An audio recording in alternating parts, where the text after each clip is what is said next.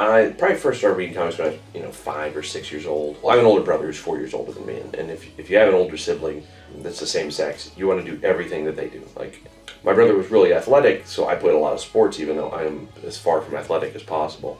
But he also read comic books and played Dungeons and Dragons, so I wanted to read comic books and play Dungeons and Dragons. I don't play sports anymore, but I still read comic books and I still play Dungeons and Dragons.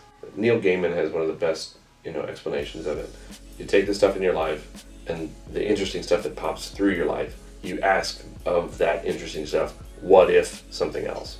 And that normally spurs on the basics of almost any story. And it can be anything. It's what if the guy driving that boat was an alcoholic? Everything in that sentence is something normal that we would see in a day-to-day basis. But when you say boat driver, you don't go, wow, boat driver. You say, oh, the guy drives a boat. But you say alcoholic boat driver, you say, whoa.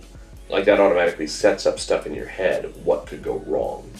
The first thing is the inciting incident or the hook. Basically the magic what if, like when things really go off the rails. Even if you have something that's terribly interesting, like boat captain, guy that pilots a giant boat. While that's really interesting, it is happening thousands of times right this moment with zero incident.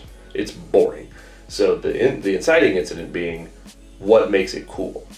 But anytime you have an inciting incident, that sets up two of the pieces later in the storytelling process. Then after the inciting incident, you have the progressive complications and what goes on from that point. Like, how does it get more and more interesting? How the stakes get higher and higher, which is important to any story.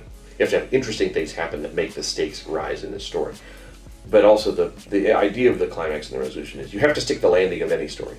Because if you fail to stick the landing of any story, everybody goes home disappointed. And when I say go home, I mean you put the book down and you go, well, that sucked, because they didn't stick the landing. So that's the most important part of the entire process.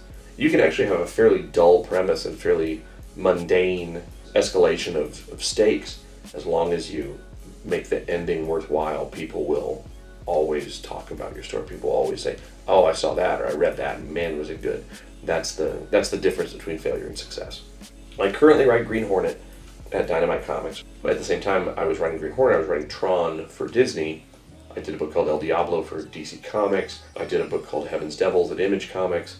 I did a book called Paper Museum that I won the Xeric grant for. And right now I'm writing a book called Dream Thief, which is my big, thing I've been waiting my whole career to write. So my name is Jai Nitz, and I'm a comic book writer.